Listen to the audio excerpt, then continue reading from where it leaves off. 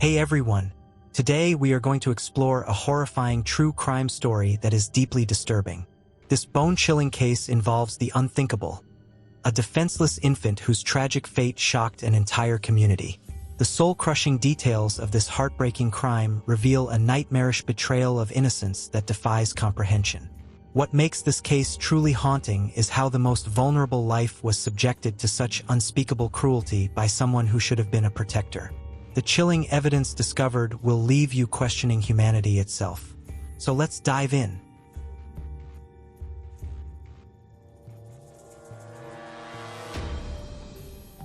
What do you guys think happened? Can you comment on that? I don't know what happened, but I'm the one called DCS and got this started. And why did you call DCS?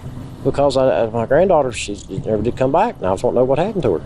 When was the last time you had seen her? Thanksgiving, up to his house. We all had Thanksgiving dinner. So you hadn't seen her since Thanksgiving? Thanksgiving. I know some reports say that it was like early December, so yours was a lot longer than that. Yeah, it was Thanksgiving. Had you been in communication with them at all? Like, I know you hadn't seen her, but what about talking? No, I hadn't talked to her enough. I stayed busy, and I talked to my ex-wife, and I told her, I said, if Evelyn don't come home, I said, I'm going to do something about it. And she said, you better not do that. You're going to regret this. The desperate voice of Tommy Boswell Sr. cracked as he spoke to the Department of Children's Services that cold February day in 2020.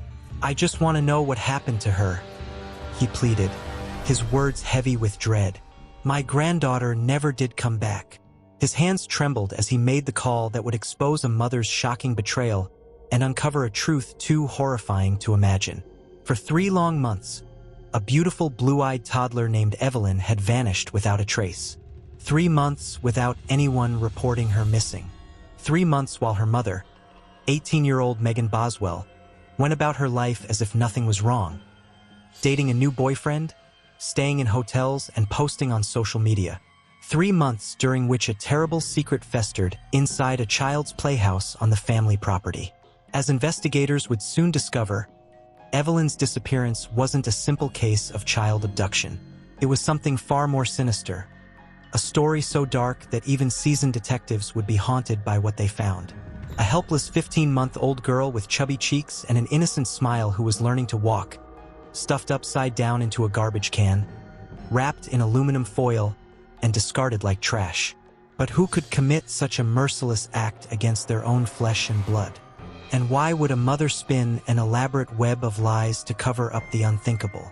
The truth behind Evelyn Boswell's disappearance would shatter hearts and shock a nation. Behind the facade of a young mother's tearful pleas on television lurked a cold reality that no one was prepared to face.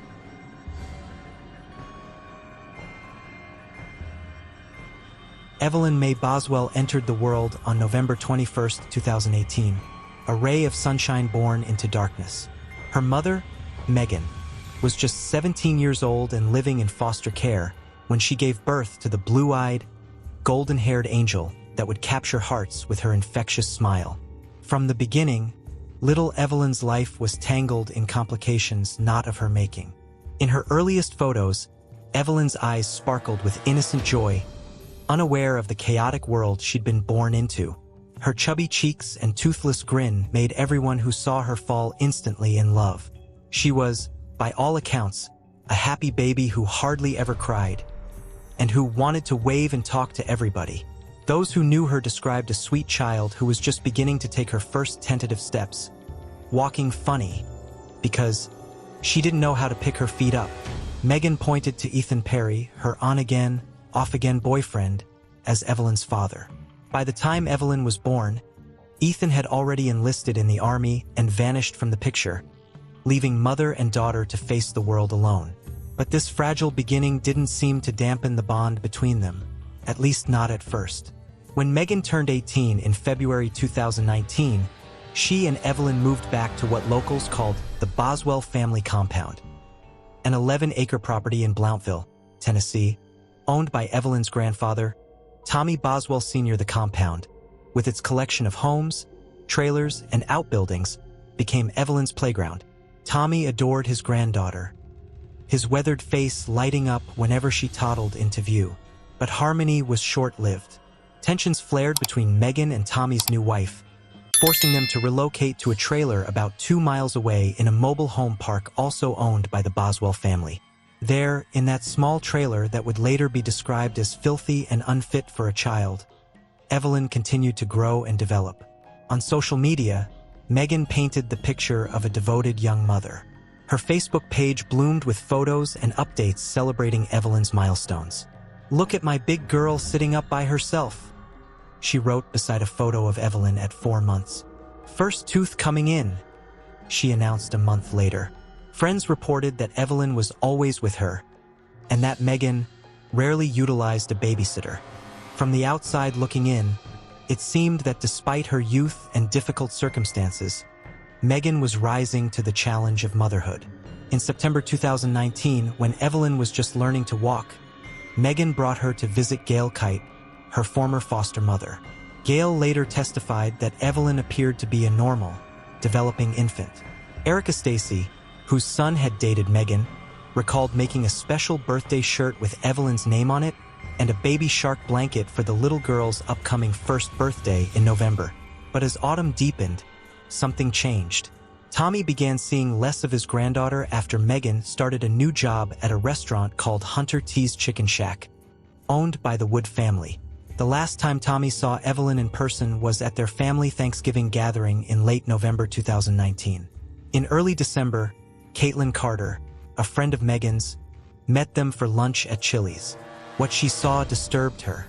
Evelyn's face, hands, and clothes were all dirty, and Caitlin could smell her across the table. Sue, the sister of Megan's foster mother, who occasionally babysat Evelyn, noted that the child would always show up dirty, smelling like urine and needing a bath. She also observed that Evelyn had a terrible diaper rash, worse than anything she had seen. These troubling signs came as Megan was starting a new relationship with Hunter Wood, the son of her employer. Soon, Evelyn began missing scheduled well visits at her pediatrician's office. When the receptionist, who happened to be Megan's former foster sister, reached out, Megan claimed she simply forgot the appointments. She said she would switch doctors, but no medical records were ever requested. As December progressed, friends and family began to notice something alarming. Evelyn was no longer with Megan. When asked about her daughter's whereabouts, Megan would give vague, inconsistent answers. Sometimes she'd say Evelyn was with Hunter's mother. Other times, she'd claim Evelyn was with her father, Ethan, who had supposedly taken emergency custody. Meanwhile, instead of caring for her daughter, Megan was spotted on weekend trips with Hunter, staying in hotels, and posting carefree photos on social media. In text messages with her friend Bailey Hawkins, Megan seemed obsessed with Hunter, barely mentioning Evelyn at all. When Bailey asked for photos of Evelyn, saying, "I miss her," Megan replied, "I will in a second," but no photos ever came. What no one realized then was that little Evelyn, the bright-eyed baby who was just beginning to explore her world, would never be seen alive again. Her brief, precious life had been cut short, and the person entrusted to protect her above all others would soon be revealed as her destroyer. The happy, waving baby who wanted to talk to everybody had been silenced forever, leaving behind only photographs and the aching hearts of those who had loved her. By mid-February 2020, Tommy Boswell Sr.'s anxiety had transformed into a gnawing dread that clawed at his insides.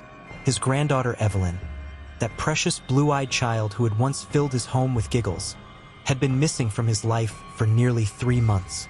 Each time he questioned his daughter Megan about Evelyn's whereabouts, she fed him a different story, each one more dubious than the last. Did you see Megan after Christmas? Here or there, very rarely. I'm sorry. Could you Just repeat what here or there, not that much. Here or there, okay. Did you see Evelyn? No, last time I seen Evelyn was on Thanksgiving.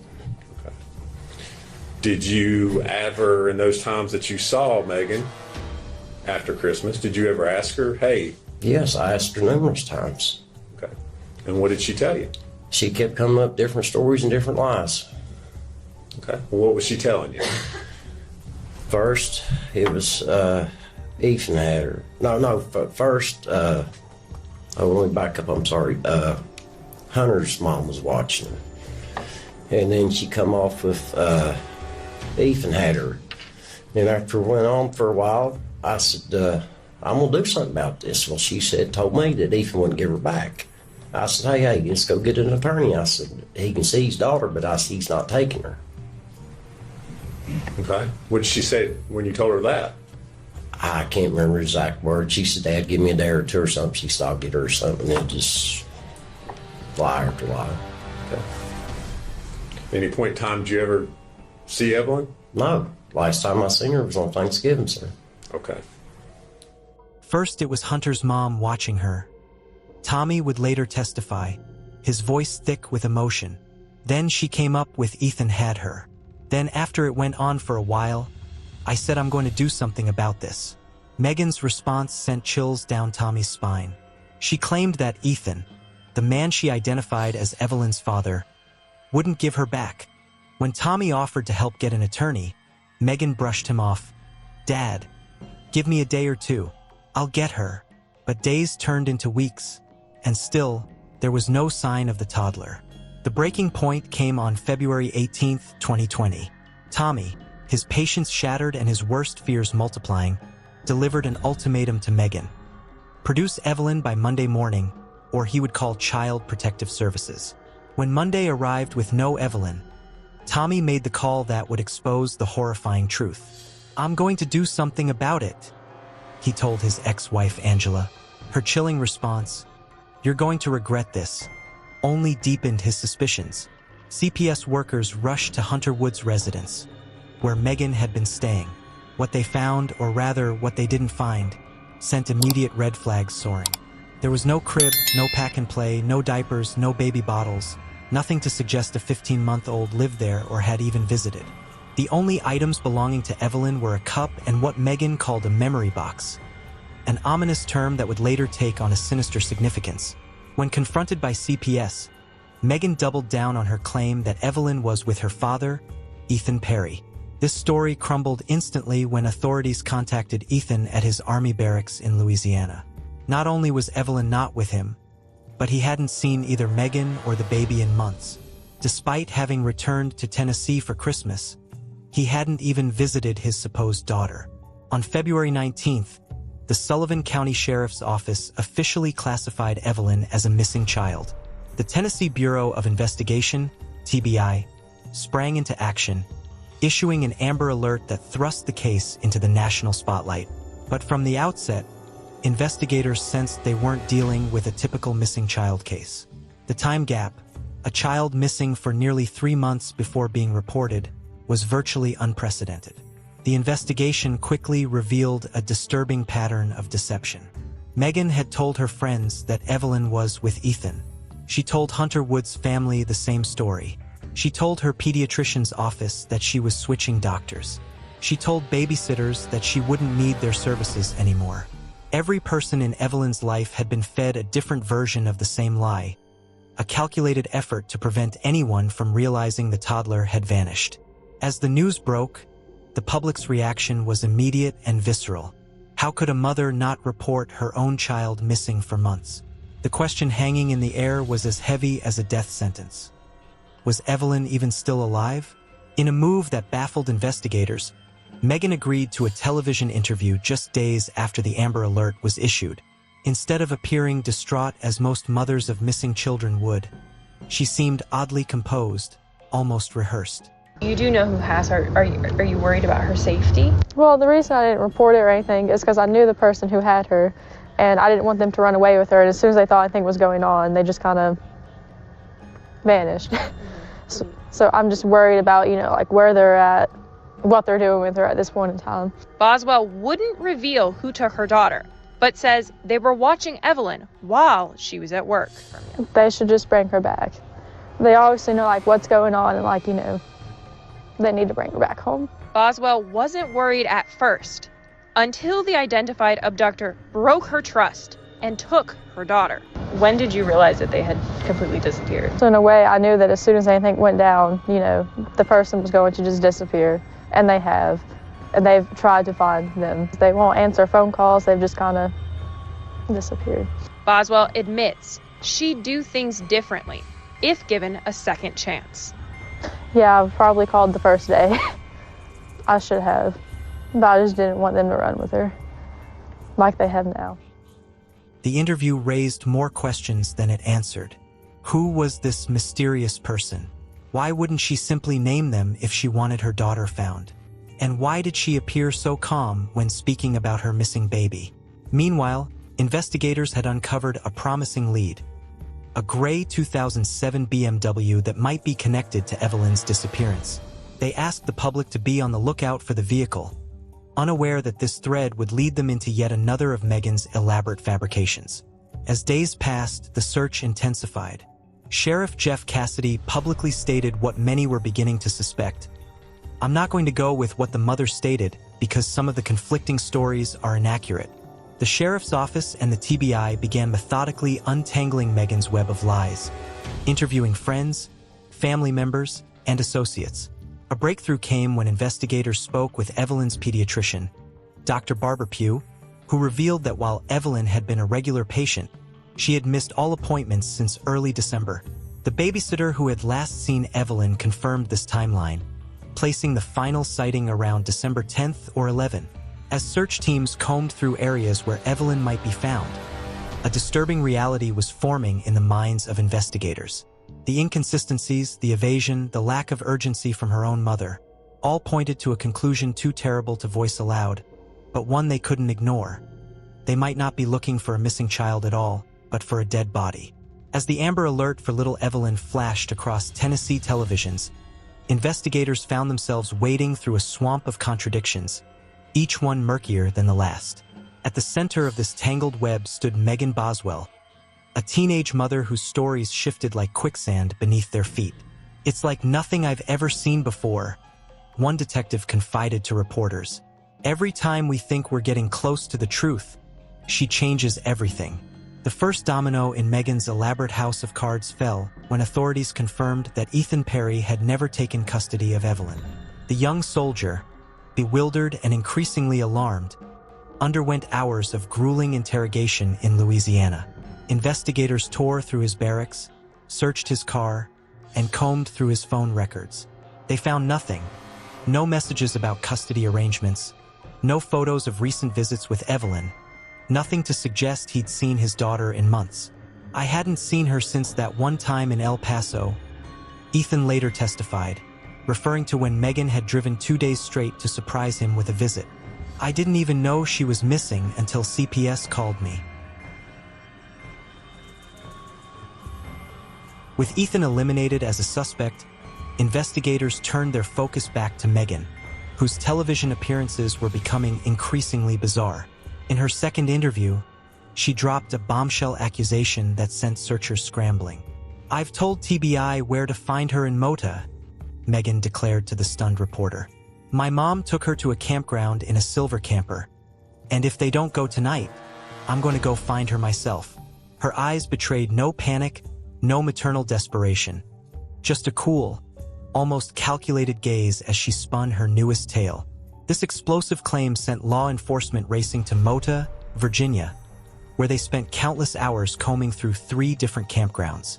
Teams of officers knocked on doors, peered into windows of silver campers, and trudged through muddy terrain, all for nothing. There was no trace of Evelyn, no mysterious silver camper, no evidence that the child had ever been there at all. Meanwhile, investigators had located the gray BMW mentioned in the initial alert. The discovery led to the arrest of 2 unlikely figures: Megan's own mother, Angela Boswell, and Angela's boyfriend, William McLeod. The pair were apprehended in Wilkes County, North Carolina, driving the vehicle that had been reported stolen by Hunter Wood's family. When questioned about Evelyn, both Angela and William professed complete ignorance. They claimed to have no idea what Megan was talking about regarding a silver camper or a kidnapped child. What made their story even more perplexing was a statement from Angela's father, who claimed that Hunter had actually given them the car as a gift. Even more troubling, he insisted that Megan and Hunter had been over visiting Angela every day for weeks, leading up to Evelyn being reported missing. "Why would you hang with somebody that took your child?" he asked investigators, poking a glaring hole in Megan's latest fabrication. If Megan really believed that Angela had Evelyn, How and why would she be spending time with her mom without Evelyn present? The investigation took another bizarre turn when authorities asked Megan to take a polygraph test. Her response was yet another evasion. "I am pregnant," she declared on camera. "That's why they won't give me a polygraph. Due to policy, if you're pregnant, they cannot give you one." This claim, like so many others, quickly unraveled. The sheriff's office revealed they had never even asked her to take a polygraph, as they didn't have the equipment or an examiner on staff. And as for the pregnancy, medical tests would soon confirm it was nothing but another fiction. On February 25, 2020, with their patients exhausted and evidence of false reporting mounting, investigators arrested Megan. Her bond was set at $25,000, but even behind bars, her stories continued to evolve. In yet another version of events, she claimed that Evelyn had died accidentally while in bed with her and Hunter. She told investigators that one night Evelyn joined her and Hunter in bed, a court document revealed, and while asleep, one of them must have accidentally rolled on top of little Evelyn because when they woke up in the morning, she was dead. This new tale raised immediate red flags. Hunter would have publicly stated he'd never even met Evelyn in person, a claim supported by multiple witnesses. And if this had been an accident, why the elaborate cover-up? Why the months of lies? Why not call 911 immediately? As Megan sat in jail, the investigation intensified. On February 27th, forensic teams descended on the trailer park where Megan and Evelyn had once lived. They sprayed luminol to detect traces of blood invisible to the naked eye and used ground-penetrating radar to search for disturbed earth. Meanwhile, other teams followed up on the hundreds of tips that had poured in from across the country. Friends and acquaintances of Megan painted a disturbing picture as they came forward. Caitlin Carter described how Megan had appeared strangely erratic during a hospital visit to see a friend's newborn baby in mid-December. Bailey Hawkins recalled how Megan had asked her to come stay in a hotel because seeing Evelyn's things made her sad. When Bailey asked why she couldn't stay with Hunter instead, Megan claimed she didn't feel like being around him. Paul Miller, Ethan Perry's grandfather, remembered how Megan and Ethan had come to his house days before Christmas to retrieve a present he had for Evelyn. When he asked where the baby was, Megan claimed she was homesick with the flu. It was yet another lie in what was becoming an endless stream of deceptions. Even more disturbing was a statement from Erica Stacy, who recalled Megan describing her own daughter as mean as shit despite Evelyn being, in Erica's words, a very happy, very smiley baby. The contrast between Megan's characterization and others' descriptions of Evelyn sent a chill through investigators. The investigation took a dramatic turn when Megan's father, Tommy Boswell Sr., called the TBI on March 6th with an urgent request. He asked them to search another building on his property, an old playhouse where Megan had previously stored some items. Though investigators had already searched the property with cadaver dogs, something compelled Tommy to suggest this specific location. That night, TBI agent Brian Fry arrived at the compound on Muddy Creek Road. As he approached the weathered playhouse, a small structure that had once been a place of childhood innocence, he had no idea he was about to uncover a scene of unimaginable horror. Inside the playhouse, Fry noticed that most items appeared untouched for years, covered in dust and cobwebs. But a few items stood out as having been placed there more recently. Among them was a white kitchen garbage can piled high with trash bags. Fry carefully removed the top bag, which contained ordinary household waste, dirty diapers, and kitchen scraps. But beneath that innocent-looking layer of garbage, he made a discovery that would haunt him for the rest of his career: the small leg and foot of a child. With meticulous care, investigators documented the scene before removing the contents of the garbage can.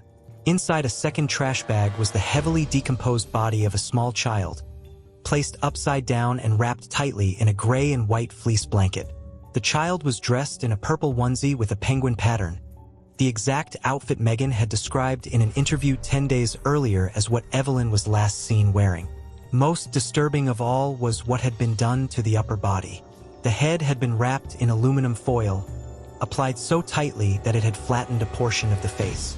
It was as if someone had tried to erase the child's identity, to literally reshape her features in death. As word of the discovery spread, the community that had prayed for Evelyn's safe return fell into collective grief. Candlelight vigils sprang up across Sullivan County. Teddy bears and flowers piled up in makeshift memorials. And in police headquarters, investigators faced the grim task of piecing together exactly how and why a mother would dispose of her own child with such callous disregard. The horrifying discovery answered the question of what had happened to Evelyn, but it opened the door to an even more disturbing question. What kind of mother could stuff her own child into a trash can, wrap her head in foil, and then spend months fabricating elaborate lies while going about her life as if nothing had happened?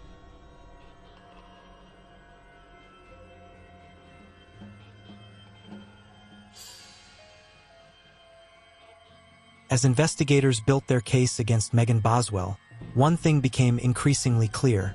This wasn't a case of panic after an accident. The deliberate positioning of the body, the multiple layers of concealment, the calculated misdirection in the months that followed, all pointed to something far more sinister. They weren't dealing with a frightened young mother who had made a terrible mistake. They were looking at the face of calculated evil masquerading as maternal concern.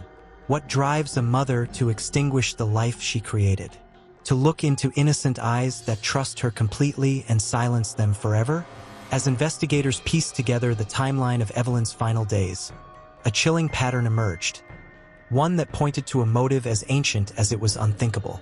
In early December 2019, just as Evelyn vanished from the sight of everyone who knew her, Megan Boswell's life took a dramatic turn. She began working at Hunter T's Chicken Shack and quickly caught the eye of the owner's son, Hunter Wood. Their relationship ignited with the intensity of a wildfire, consuming Megan's attention and transforming her priorities virtually overnight. The timing couldn't have been more suspicious. Text messages recovered from Megan's phone revealed an almost obsessive fixation with Hunter, while mentions of Evelyn dwindled to near nothing. Friends who had always seen Megan with Evelyn suddenly saw her only with Hunter. The inseparable mother-daughter bond that friends had once observed seemed to have been severed with surgical precision. She was spending a lot more time with the gentleman and not Evelyn, testified Caitlin Carter, her voice thick with disgust. It was strange that Megan Boswell was not with Evelyn because she was always with Evelyn up until this point. As December progressed, Megan's transformation became even more startling. The young woman who had previously lived in a modest trailer suddenly began staying in hotels, taking weekend getaways, and posting carefree photos on social media. Friends testified that she visited Margaritaville, went on shopping sprees, and seemed to be living her best life. All while her daughter was, as the prosecution would later say, decomposing in a garbage can. "We did," Megan texted cheerfully to her friend Erica Stacy, who had asked if she and Evelyn had a good Christmas. There was no hint of grief, no shadow of the horrific truth that by then, Evelyn was already dead, her small body stuffed into a trash can on her grandfather's property. The most damning evidence of Megan's callous disregard came from Bailey Hawkins, who tearfully recounted asking Megan for pictures of Evelyn, saying, "I miss her." Megan's response, "I will in a second," was followed by nothing. No pictures ever came because, as investigators now knew, no pictures could be taken. The child Bailey missed was already beyond the reach of cameras. What investigators found particularly chilling was the total absence of any trace of Evelyn in Megan's new life with Hunter. When DCS worker James Lewis visited the home where Megan was staying with Hunter, he found no crib, no pack-and-play, not even a single toy, just a cup and what Megan described as a memory box. It was as if she had already begun the process of converting Evelyn from a living, breathing child into a mere collection of remembrances. The medical examiner's findings painted a picture of deliberate, calculated cruelty. Evelyn hadn't merely been accidentally smothered, as Megan would later claim. The child had been subjected to asphyxiation in 4 separate forms. Being placed in the trash can upside down, having mechanical obstruction from the foil tightly wrapped around her face, and the blanket around her head. The positioning of her body showed what the examiner called unnatural folding, with her head forced backward toward the spine in an almost looking up position and her legs folded with her feet touching her buttocks. When asked if this could have been the result of accidental smothering during sleep, the medical examiner was unequivocal. Evelyn was too old at the time of her death to have died in such a manner, and the environment was not conducive to that type of death. The manner of death was ruled a homicide with no ambiguity. Perhaps most revealing was a statement Megan had made to Erica Stacy long before Evelyn's disappearance. She had described her own daughter as mean as sh*T, a jarring characterization that contradicted everyone else's impression of the happy, smiling baby. In that cruel description lay a glimpse into Megan's darkening view of her child, not as a precious life to protect, but as an impediment to her happiness, a roadblock on her path to a new beginning with Hunter Wood. The evidence painted a portrait of a young woman who saw motherhood as a burden she could simply discard when a more attractive option presented itself. In Hunter, Megan had found a ticket to a life she preferred, one with nice dates, weekend trips, and freedom from the 24/7 responsibilities of caring for a toddler. Evelyn had become inconvenient, an obstacle between Megan and the carefree existence she craved. Prosecutors would later suggest that Megan had made a cold calculation. Hunter or Evelyn. She couldn't have both, so she chose the life she wanted more. The condition of the trailer where Megan and Evelyn had lived told its own dark story. When Tommy Boswell's friend Austin Feller cleaned it out, he found it in such a state of filth that he needed a respirator just to work inside. Dirty diapers, rotting food, and mold created an environment that one witness described as unacceptable for a baby. It was the physical manifestation of Megan's growing neglect and resentment of her maternal responsibilities. As investigators peered deeper into Megan's digital footprint, they found no frantic searches for what to do if a child stops breathing, no calls to emergency services, no evidence of any attempt to save Evelyn if her death had truly been accidental. Instead, they found a young woman who, freed from her maternal responsibilities, seemed to be celebrating her new lease on life. The heartbreaking truth was written between every line of evidence. Evelyn Boswell had not been treasured by her mother. She had been sacrificed for a new beginning, discarded like the garbage she was found among, while her mother danced away from her responsibilities without a backward glance. On August 19, 2020, a grand jury handed down a 19-count indictment against Megan Boswell. The charges included first-degree murder, 2 counts of felony murder stemming from aggravated child abuse and aggravated child neglect, tampering with evidence, 11 counts of false reporting, abuse of a corpse, and failure to report a death under suspicious, unusual, or unnatural circumstances. Her bond was increased to $1 million. When Megan was brought before a judge to hear these charges, her face finally betrayed emotion. Not grief or remorse, but shock that her web of lies had finally collapsed around her. She pleaded not guilty to all charges, still clinging to the fiction of her innocence despite the mountain of evidence against her. The interrogation tapes and partial confession would become central to the prosecution's case. They showed not a distraught mother crushed by the accidental death of her child, but a calculating young woman who had methodically disposed of her daughter and then crafted an elaborate series of false narratives to cover her tracks. Even more damning were the contrasts in her behavior. While maintaining her innocence in the interrogation room, she had been living what prosecutors would later call her best life. Going on trips, staying in hotels, dating a new boyfriend, all while knowing exactly where her daughter's decomposing body lay. As one detective put it in a moment of raw honesty during the investigation, "In all my years in law enforcement, I've never seen a mother so completely unburdened by the death of her child. It's like she threw away a broken toy and never looked back." The Sullivan County community, which had once rallied to search for a missing toddler they hoped to find alive, now faced the heartbreaking reality that Evelyn had been gone long before anyone even knew to miss her. And the person responsible for this unspeakable tragedy was the very one who should have protected her most fiercely, her own mother. The Sullivan County Courthouse fell silent on February 5, 2025, 5 years after Evelyn's disappearance, as Assistant District Attorney Amber Massengill delivered a powerful opening statement that sent shivers through the packed gallery.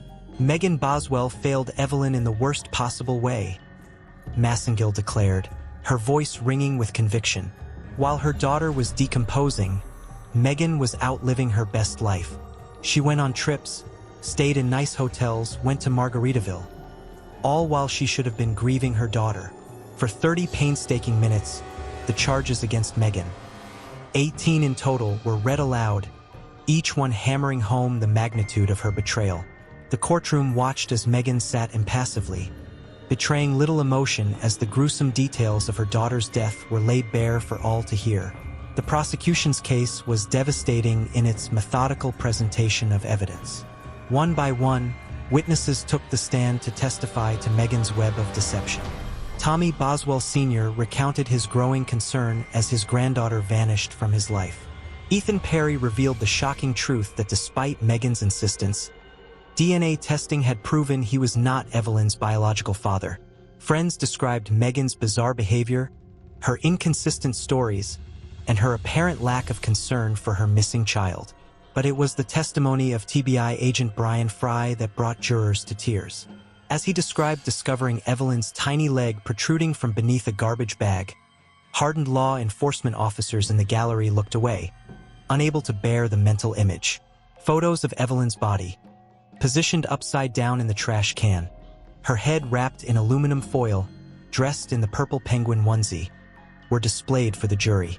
Several jurors openly wept as Fry detailed how the foil had been wrapped so tightly around the child's head that it had actually flattened a portion of her face. Megan's defense attorney, Gene Scott, attempted to paint a different picture. He suggested that Evelyn's death had been accidental, the result of Megan or Hunter rolling on top of her in their sleep. He argued that while not calling 911 seemed unreasonable to most, it might not have been for an 18-year-old who grew up like Megan. "Put yourself in Megan Boswell's position," Scott implored the jury. "She's 18 years old. She's got an older boyfriend. We expect the proof will be that he tells her, 'Don't involve me with this.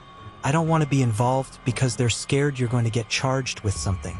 But the prosecution methodically dismantled this narrative. The medical examiner testified that Evelyn was too old at the time of her death to have died in such a manner, and that the environment was not conducive to that type of death. The deliberate positioning of the body, the multiple forms of asphyxiation, the careful wrapping of the head in foil, all pointed to intentional homicide, not a panicked response to an accident. After 4.5 agonizing hours of deliberation spread over 2 days, the jury returned to the hushed courtroom with their verdict. On all counts, including 3 counts of first-degree murder, they found Megan Boswell guilty. Not a flicker of emotion crossed her face as her fate was sealed. The proceedings then shifted to the sentencing phase, where, in a last-ditch effort to secure leniency for her daughter, Angela Boswell took the stand. In a tearful plea, she acknowledged her failings as a mother. "I failed her miserably," Angela admitted, referring to her own parenting of Megan. "Maggie is at her core a generous, kind person. She still has potential. She was trying so hard. She didn't repeat my mistakes." But the jury remained unmoved. They recommended a sentence of life in prison with the possibility of parole after 51 years. A virtual life sentence for the then 23-year-old Megan. A formal sentencing hearing was scheduled for May 22, 2025, to address the remaining charges. For Evelyn's family and the community that had followed her case with broken hearts, the verdict brought a measure of justice, but no real closure. No punishment could bring back the smiling toddler who had been denied her chance at life. In July 2021, Tennessee's legislature passed House Bill 384, also known as Evelyn's Law, making it illegal in the state not to report a child missing within 24 hours. Like Kaylee's Law in Florida, passed after the similar Casey Anthony case. It was a bittersweet legacy for a child whose short life had ended in such tragedy. The case left deep scars on everyone involved. Hunter Wood, falsely accused in the court of public opinion though never charged by police, suffered a mental breakdown. His father testified during the trial that Hunter had been hospitalized for 2 months in a psychiatric facility, sometimes not even recognizing his own father. "When did he start having mental health problems?" the attorney asked. "When he got accused of being a baby killer," his father replied before being cut off by an objection. For the investigators, the image of Evelyn's tiny body in that garbage can would haunt them forever. For the community, the candlelight vigils and teddy bear memorials offered some outlet for their collective grief. And for Tommy Boswell Sr., who had made that fateful call to authorities that exposed the truth, there remained only the torturous question of what might have been if he had acted sooner. As Megan was led away to begin her life sentence, she left behind not only the daughter she had discarded, but a shattered family, a traumatized community, and a legacy of lies so vast and tangled that the full truth may never be known.